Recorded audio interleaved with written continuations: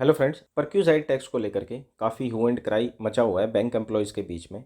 एक टैक्स की डिमांड आ गई है जिसका मेन रीज़न है कंसेशनल रेट ऑफ इंटरेस्ट या ऐसे लोन्स जिस पर बैंक एम्प्लॉय से इंटरेस्ट अर्न नहीं करता था, उन सबको इनकम मान करके टैक्स की डिमांड की है।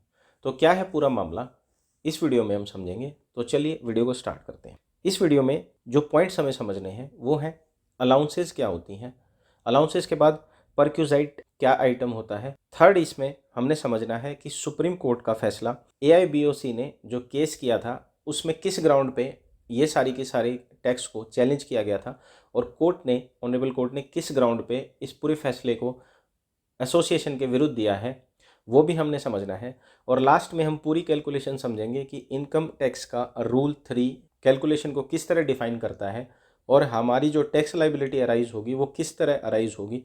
पूरी की पूरी कैलकुलेशन एक हाउसिंग लोन की और सेकंड एक इंटरेस्ट फ्री लोन की, यानी कंसेशनल रेट ऑफ इंटरेस्ट की और नील रेट ऑफ इंटरेस्ट की जो फैसिलिटी हमारे को मिलती है, वो दोनों की दोनों कैलकुलेशन से हम नेक्स्ट टैक्स लाइबिलिटी को कैलकुलेट करेंगे। तो पॉइंट वाइज समझते हैं कैसे ये सारी कैलकुलेशन वर्क करेंगी। सबसे पहले बैकग्राउंड क्या है, जो परक्यूजाइट्स हैं हमारे, अलाउंसेस और परक्यूजाइट्स में क्या डिफरेंस है। सैलरी के अलावा दो कंपोनेंट और होते हैं हमारे पास, एक अलाउंस होता है, एक परक्यूजाइट होता है। अलाउंस की अगर मैं बात करूं तो ये एक तरह का फाइनेंशियल बेनिफिट जिसका पर्पस होता है टू कवर सर्टेन एक्सपेंसेस। मान लीजिए आपने ऑफिस में लंच किया तो एम्प्लॉयर आपको बोल देता है कि ये लंच का पैसा मैं आपको दे दूंगा। सिमिलरली आपने कोई एंटरटेनमेंट पे खर्चा किया या फिर आपने कोई ऑफिस में कोई हेल्पर रखा हुआ है तो उसका खर्चा उसने बियर कर लिया। सिमिलरली आपको क्लीनिंग के अलाउंस दे दिए। यानी ये पर्पस डिफाइंड अलाउंस होते हैं, कन्वेंस के अलाउंस हैं आपके पास, ट्रैवलिंग के हैं, ट्रांसफ़र के अलाउंसेज हैं। तो ये सारे के सारे अलाउंस जो आपको एक एम्प्लॉयर प्रोवाइड करता है, ये सब डिफरेंट तरीके से टैक्स किए जाते हैं। कुछ अलाउंसेज जो होते हैं वो एग्जेम्प्टेड होते हैं, डिपेंड करता है एक्सपेंडिचर पे। कुछ इसमें से ऐसे होते हैं जो अलाउंस फिक्स्ड एग्जाम्पशन पे काम करते हैं 2BB के अंडर, और कुछ इसमें फुली एग्जाम्प्ट होते हैं, कुछ पार्शियली एग्जाम्प्ट होते हैं। तो अलाउंसेस को मैं बोलूँ तो एक तरह से ये आपको खर्चा दे दिया। जैसे मान लीजिए आप न्यूज़पेपर आपने लिया तो उसका खर्चा आपको आपके एम्प्लॉयर ने दे दिया। अब इसमें क्या होगा कि जैसे आप न्यूज़पेपर के फॉर एग्जांपल आपको 100 रुपीज़ मिलते हैं तो आपका न्यूज़पेपर 150 का भी हो सकता है, आपका न्यूज़पेपर 200 का भी हो सकता है। यानी अलाउंस एक ऐसी चीज़ है जो आपको खर्चे के कम भी मिल सकती है, ज़्यादा भी मिल सकती है और इक्वल भी मिल सकती है। तो ये सारे के सारे टैक्स, इसका जो ट्रीटमेंट है वो सेक्शन 10 में डिफाइन किया हुआ है, जिसमें कि एचआरए को डील किया हुआ है, ट्रैवल को, मेडिकल को और सभी अलाउंसेस के बारे में इसमें दिया हुआ है। ये पहले से भी टैक्सेबल थे, इसमें कोई इशू नहीं है, इसमें डेप्थ जाने का कोई कारण बनता नहीं है क्योंकि ये पहले भी क्लियरली डिफाइंड थे और इस पर हम क्लियरली पहले भी टैक्स दे रहे थे। तो इसकी वजह से कोई एक्स्ट्रा बर्डन टैक्स का इसमें नहीं आया। लेकिन परक्यूजाइट की बात करूँ तो परक्यूजाइट एक ऐसा बेनिफिट है जो बेनिफिट इन काइंड है। ऐसा बोल सकते हैं हम कि ये एक तरह का पर्क है, जो एक तरह की रिम्बर्समेंट भी बोली जा सकती है, एक तरह का मॉनिटरी बेनिफिट भी बोला जा सकता है। इसकी डेफिनेशन की बात करूं तो इनकम टैक्स के सेक्शन नंबर 17 में दिया हुआ है, तीनों हेड इसके डिफाइंड है और परक्यूजाइट में इंक्लूसिव डेफिनेशन दी हुई है, जिसका मतलब ये है कि जो उसने डिफाइन किया हुआ है उसके अलावा भी चीज़ परक्यूजाइट्स में आ सकती हैं। अब परक्यूजाइट्स के एग्जाम्पल कुछ इस तरह से हैं, जैसे आपका इंटरेस्ट फ्री और कंसेशनल लोन आपका एक ऐसा परक्यूजाइट है जो आपको मिलता है, यानी एक बेनिफिट है, बेनिफिट इन काइंड है एक तरह से, जिसका खर्चा आपसे आपके एम्प्लॉयर ने एब्जॉर्व कर लिया। सिमिलरली रेंट फ्री एकोमोडेशन है, एम्प्लॉयर ने आपको कोई घर दे दिया रहने के लिए और वहाँ का आपसे रेंट नहीं लिया। तो इन सारे केसेस में क्या होता है, ये रेंट फ्री एकोमोडेशन होती है। तो यानी परक्यूजाइट के केस में आपको वैल्यूएशन का कंसेप्ट लगाना पड़ेगा, यानी आपको वैल्यू डिटरमाइन करनी पड़ेगी, उस वैल्यू के हिसाब से आपकी वो इनकम मानी जाएगी। जनरली इसकी वैल्यू जो है खर्चे के इक्वल ही रहती है। जैसे मान के चलिए आप मेडिकल की बात करें, अगर मान लीजिए आपके साल की शुरुआत में आपको एम्प्लॉयर ने 13,000 मेडिकल दे दिया और आपसे ये नहीं पूछा कि आपका क्या खर्चा लगेगा, एक लमसम आपको दे दिया, डिक्लेरेशन बेसिस पे दे दिया, तो इस तरह का जो एक बेनिफिट है उसको अलाउंस बोलते हैं। सिमिलरली अगर आपका एम्प्लॉयर आपका जो बिल है, जितना भी हॉस्पिटल का बिल है, वो मान लीजिए आपका बिल 50,250 है और वो सारा का सारा एम्प्लॉय आपका रिम्बर्स कर देता है, तो ये जो सिचुएशन है ये आती है परक्यूजाइट। आप कंपनी की कार भी यूज़ कर सकते हैं for personal purposes, club membership और बहुत सारी चीज़ें इसमें इंक्लूड है। बैंक एम्प्लॉयज़ के केस में क्या डिफरेंट है, देखिए सेक्शन 17(2)(8) जो है ये डील करता है परक्यूजाइट से। ये बोलता है कि value of any other fringe benefit और एमिनिटी एज में बी प्रेस्क्राइब्ड, यानी सेक्शन 17 में जो जो चीज़ें दी हुई हैं उसके अलावा भी कोई ऐसा फ्रिंज बेनिफिट है और एमिनिटी है जो प्रेस्क्राइब करी जाए, वो भी उसका पार्ट माना जा सकता है। तो इसको इम्प्लीमेंट करने के लिए CBDT, central board of direct taxes, इसने रूल्स इंट्रोड्यूस किए और रूल नंबर 3I में ये डाल दिया कि इंटरेस्ट फ्री लोन और कंसेशनल लोन्स को कैसे डील करना है, मतलब इसका जो टैक्सेशन है वो कैसे काम करेगा, ये पूरा इन्होंने डिफाइन किया। रूल 37I में ये बताया गया, अगर आपको कोई कंसेशनल रेट ऑफ इंटरेस्ट मिलता है, तो जैसे मान के चलिए आपको कंसेशनल रेट ऑफ इंटरेस्ट मिलता है, कोई हाउसिंग लोन है 5% पे मिल रहा है, और मार्केट में जो रेट ऑफ इंटरेस्ट चार्ज किया जा रहा है वो मान के चलिए 9%, तो जो डिफरेंस अमाउंट है 4% का, ये आपकी इनकम मान लिया जाएगा, उसको आपकी सैलरी का पार्ट मान लिया जाएगा और उस इनकम पे आपकी स्लैब के अकॉर्डिंग आपसे टैक्स लिया जाएगा। तो इसी चीज़ को कोर्ट में चैलेंज किया गया और इन्होंने आर्ग्यूमेंट दिए कि जो ये नेचर ऑफ लोन्स है, यानी बैंक एम्प्लॉय के केस में कंसेशनल लोन उसकी एम्प्लॉयमेंट की टर्म्स का पार्ट होता है और इसको टैक्सेबल इनकम नहीं कंसिडर करना चाहिए और अकॉर्डिंगली इस पर टैक्स ना बने। सेकंड, इन्होंने चैलेंज किया कि ये वायलेशन ऑफ आर्टिकल 14 है। जो आर्टिकल 14 बात करता है इक्वालिटी बिफोर लॉ का, वो बोलता है कि आप इसमें SBI का प्राइम लैंडिंग रेट जो है उसको आपने फिक्स कर दिया सारी कैलकुलेशन के लिए। अलग अलग bank for example housing loan के लिए अलग अलग इंटरेस्ट चार्ज करता है। SBI की बात करें डिफरेंट इंटरेस्ट है, बैंक ऑफ बड़ौदा की बात करें, पंजाब नेशनल बैंक की बात करें या किसी भी फॉर दैट मैटर बैंक की बात करें, तो उनका हर एक का हाउसिंग लोन का रेट ऑफ इंटरेस्ट डिफरेंट होता है। तो जो डिफरेंस है इसको असर्टेन करने के लिए जो SBI की प्राइम लैंडिंग रेट को कंसिडरेशन देना वो गलत है। इस ग्राउंड पे इन्होंने चैलेंज किया। इनके दोनों आर्गूमेंट जो हैं कोर्ट ने खारिज कर दिए। कोर्ट ने कॉन्स्टिट्यूशनल वैलिडिटी 17(2)(8) और रूल 37I उसको वैलिड डिक्लेयर कर दिया। सेकंड, इन्होंने ये बताया कि जो कंसेशनल लोन है, जो बैंक एसोसिएशन आर्ग्यू कर रही थी कि इनकी एम्प्लॉयमेंट का पार्ट है, ऐसा नहीं है और ये परक्यूजाइट की डेफिनेशन में आएंगे और इस पर इनकम टैक्स लगेगा। तो इससे फ़र्क क्या पड़ा? फ़र्क ये पड़ा कि बैंक एम्प्लॉयज़ के केस में टैक्स बर्डन बढ़ गया। ऑब्वियसली पहले इस पर टैक्स नहीं जा रहा था, अब सडनली टैक्स की डिमांड आ गई, तो ये एक तरह से बैंक एम्प्लॉय पे एक तरह का टैक्स बर्डन है। ये तो हो गया सारा कोर्ट का मैटर, यानी कि अब फैसला आपके अगेंस्ट आ गया है। अब आपको इसमें टैक्स देना पड़ेगा, लेकिन टैक्स कितना देना पड़ेगा, उसकी कैलकुलेशन किस तरह से काम करती है, ये वीडियो का सबसे इंपॉर्टेंट पार्ट है, ये हम समझेंगे। अगर रूल 3 की बात करूँ तो उन्होंने बताया हुआ है कि टैक्स की कैलकुलेशन कैसे करी जाएगी।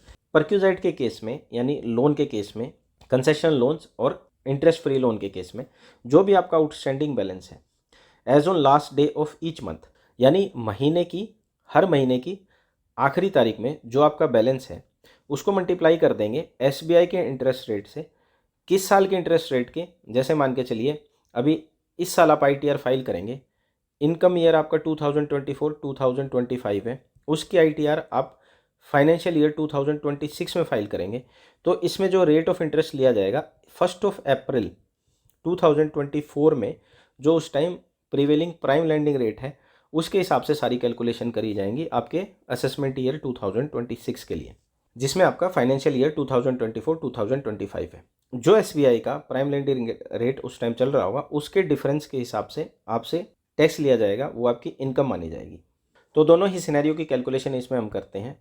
एक एग्जाम्पल के तौर पे समझते हैं। मान लीजिए आपकी ऑर्गेनाइजेशन में rate of interest housing loan के केस में 6% है। अब इस 6% के केस में बेंचमार्क रेट जो 1/4/2024 को प्रीवेलिंग है SBI का, वो मान लीजिए 9.15 है। ये जो डिफरेंट रेट ऑफ इंटरेस्ट है, यानी इन दोनों के बीच का जो डिफरेंस है 3.15, वो आपका एक तरह से परक्यूजाइट मान लिया जाएगा। उसकी जो वैल्यू आएगी उसके हिसाब से आपकी स्लैब पे डिपेंड करेगा। मान लीजिए आप 30% की स्लैब में हैं या फिर आप 20% की स्लैब में हैं, उस हिसाब से आपसे टैक्स लिया जाएगा। अब यहाँ पर देखने वाली बात क्या है कि इसमें आउटस्टैंडिंग बैलेंस को लिया गया है। अब आउटस्टैंडिंग बैलेंस की कैलकुलेशन किस तरह काम करती है? मान लीजिए आपने 70 लाख का लोन लिया हुआ है। अब 70 लाख के लोन में क्या करते हैं आप? हर महीने 10,000 की इंस्टॉलमेंट को पे करते हैं। तो आपका बैलेंस जो पे हो रहा है वो 10th ऑफ एवरी मंथ हो रहा है। हर महीने की 10 तारीख को आपके 10-10 हज़ार रुपये जा रहे हैं। तो जैसा हमने पीछे देखा था कि आपका आउटस्टैंडिंग बैलेंस देखा जाएगा मंथ के लास्ट में। अब 10,000 इसमें से माइनस कर देंगे, आपका बैलेंस देखा जाएगा। उस बैलेंस पे जो डिफरेंस अमाउंट है उतना पार्ट इसमें कंसिडर कर लिया जाएगा इनकम का। सिमिलरली ये रिड्यूस होता रहेगा। हर महीने आप 10,000 पे कर रहे हैं, सिमिलरली आपका बैलेंस हर महीने जो एंड में होगा वो डिफरेंट होगा और इस तरह से आपका टैक्स लग करके टोटल आपकी इनकम आ जाएगी। तो ये जो इंटरेस्ट का डिफरेंस के कारण जो आपकी वैल्यू आई है वो आपकी उस साल की इनकम हो गई है। अब उस साल की इनकम के होने के बाद क्या होगा? इस पर जो भी आपका स्लैब होगा उसका 30%, 20% जिस स्लैब में भी आप फॉल करते हैं उतना टैक्स आपसे ले लिया जाएगा। फॉर एग्जांपल यहाँ पे 2,18,000 हमारी वैल्यू आई है, इस वैल्यू को 30% अगर हम करते हैं तो हमारी टैक्स लाइबिलिटी आ जाती है फुल ईयर की। अगर मैं पर मंथ की बात करूँ तो इसके कारण आप पे टैक्स इम्प्लीकेशन जो है ऑलमोस्ट 5,500 के आसपास आपका इसमें हर महीने का टैक्स बढ़ गया है अगर आप 30% में फॉल करते हैं। सिमिलरली अगर आप 20% में फॉल करते हैं तो इसकी वैल्यू 3,600 के आसपास हो जा रही है। तो एक तरह से बोला जाए तो काफ़ी बड़ी एक आपसे पैसे की डिमांड ही आ गई है यहाँ पर। सेकंड सिनेरियो है इंटरेस्ट फ्री लोन का, जिसमें क्या है कुछ बैंक्स आपको बिना किसी इंटरेस्ट चार्ज किए हुए आपको इंटरेस्ट फ्री लोन प्रोवाइड करते हैं। उसमें भी कुछ एग्जम्पशन है, अगर हम रूल 3 को रेफ़र करेंगे तो जैसे कुछ कोविड के लोन है, कुछ कैंसर के लोन्स हैं, जब जब इस तरह के कोई लोन आपको दिए जाते हैं तो वहाँ पर ये एप्लीकेबल नहीं है, वहाँ पर आपका सारा इंटरेस्ट फ्री रहता है। लेकिन मान लीजिए आपको फॉर एग्जांपल कोई बैंक इंटरेस्ट फ्री लोन ले रहा है, आपसे कोई इंटरेस्ट चार्ज नहीं कर रहा है और उस कैटेगरी में आप फॉल नहीं कर रहे हैं रूल 3 की एग्जम्पशन में, तो उस केस में क्या होगा, देखिए आपका जो फॉर एग्जांपल 1,00,000 रुपये आपने लोन ले लिया। अब 1,00,000 के केस में एग्जिस्टिंग आरओआई 0% है, आपको इंटरेस्ट फ्री लोन लिया है, बैंक ने आपसे कोई इंटरेस्ट चार्ज नहीं किया। और बेंचमार्क रेट इस तरह की फैसिलिटी का, यानी क्लीन लोन फैसिलिटी अगर एसबीआई की देखें जिसका प्राइम लैंडिंग रेट 11.15% के लगभग है, तो उस केस में क्या होगा, पूरा का पूरा 11.15% जो है उस हिसाब से आपका इनकम में मान लिया जाएगा। जैसे आपने अभी अब लोन लिया, इस महीने आपने कुछ पे नहीं किया तो आउटस्टैंडिंग बैलेंस आपका 1,00,000 आ गया। 1,00,000 पे जो आपकी परक्यूजाइट की वैल्यू निकल के आएगी 11.15% के हिसाब से वो ये निकल के आएगी। सिमिलरली अब आप इसको हर महीने पे करते जा रहे हैं, हर महीने पे करने के बाद आपका जब आउटस्टैंडिंग बैलेंस यहाँ पर 0 होता है तो आपकी टैक्स लाइबिलिटी भी इसमें रिड्यूस होती रहती है। तो अल्टीमेटली सारी कैलकुलेशन को ऐड करके आपका जो इनकम है वो 5,110 आ जाती है। अब ये जो इनकम है डिपेंड करता है 30% और 20% स्लैब पे। आप 1,500 इस पे टैक्स दे रहे हैं और 1,000 रुपये इस पे टैक्स दे रहे हैं। तो मेरे हिसाब से जो हाउसिंग लोन की भी मैं बात करूं तो उससे ज़्यादा जो टैक्स इम्प्लीकेशन है वो इसकी है। मैं कारण बता देता हूं आपको। फर्स्ट ऑफ ऑल आपने इस पर 1,500 रुपये टैक्स यहाँ पर दे दिया अगर आपकी 30% स्लैब है। फॉर एग्जाम्पल आपको 1,00,000 रुपये यहाँ पे मिला था। सेकंड, इसमें क्या होगा, मान लीजिए आप इसको इन्वेस्ट करते हैं, फॉर एग्जाम्पल एफडी में इसको इन्वेस्ट कर देते हैं 8% पे, या किसी शेयर मार्केट में इन्वेस्ट कर देते हैं शॉर्ट टर्म के लिए, या आप एक लॉन्ग टर्म के लिए म्यूचुअल फंड में इन्वेस्ट कर देते हैं, कहीं भी आप इन्वेस्ट करें। अगर मैं बेसिक कैलकुलेशन की बात करूं तो आपने इस पर 8,000 रुपये कमाए हैं। अब इस 8,000 रुपये कमाने पर इस इन्वेस्टमेंट के कारण भी आप टैक्स देंगे, जो है ये आपको इंटरेस्ट मिलेगा, ये भी आपकी इनकम का पार्ट है, ये भी आपके 30% के स्लैब में पड़ेगा और यहाँ पर भी आप एडिशनल टैक्स देंगे। पहले ही आप इस पर टैक्स दे रहे थे और एक एडिशनल टैक्स इस पर आपने देना पड़ेगा। तो ऐसा बोल सकते हैं कि अब इंटरेस्ट फ्री लोन लेकर के भी आगे अगर आपकी इन्वेस्टमेंट का कुछ माइंडसेट है तो वहाँ पर भी आपको ये नुकसान होगा। तो सारी कैलकुलेशन को देखते हुए ऐसा बोला जा सकता है कि गवर्नमेंट का जो ये प्रोविज़न है इसकी वजह से एक काफ़ी बर्डन बैंक एम्प्लॉयज़ पे आ गया है। अगर मैं जनरल पब्लिक की बात करूं तो इंटरेस्ट फ्री लोन्स और कंसेशनल रेट ऑफ इंटरेस्ट अगर उनका एम्प्लॉय उन्हें देता भी था तो वो पहले भी टैक्स दे रहे थे। बैंक एम्प्लॉय क्यों नहीं दे रहे थे? क्योंकि ये स्टे ऑर्डर था, क्योंकि कोर्ट का फैसला जो था अभी आना बाकी था। कोर्ट का फैसला अब आ गया है बैंक एम्प्लॉयज़ के अगेंस्ट में, तो इनको भी ये बैंक एम्प्लॉयज़ को देना है। लेकिन डिफरेंस क्या है एक बैंक एम्प्लॉय के केस में और एक जनरल एम्प्लॉय के केस में? बैंक कर्मी जो है वो इसी चीज़ का काम कर रहा है, यानी उसकी एम्प्लॉयमेंट जो है वो इसी पे डिपेंड है। मतलब वो उसका प्राइमरी जो बिजनेस है, एक तरह से बोल सकते हैं हम, प्राइमरी जो काम है उसका वो लोन देना ही है। तो ऐसा कंसिडर किया जा सकता था, लेकिन जो भी है अब ये रूलिंग आई है तो इसका एक बेटर सॉल्यूशन यही है कि अगर एसोसिएशंस आगे बढ़ करके इस टैक्स को एब्जॉर्प्शन के लिए बैंक मैनेजमेंट को कन्विंस कर लेते हैं, थोड़ा सा बर्डन बैंक एम्प्लॉय का कम हो जाएगा। तो आई होप आज का वीडियो आपको इन्फॉर्मेटिव लगा होगा, आपको सारा निटिग्रिटीज़ हैं और कॉम्प्लेक्सिटी है इनकम टैक्स एक्ट की समझ में आई होगी। आगे भी इसी तरह की वीडियो आपको मिलती रहें, इसलिए चैनल को लाइक, शेयर एंड सब्सक्राइब कीजिए। Thank you.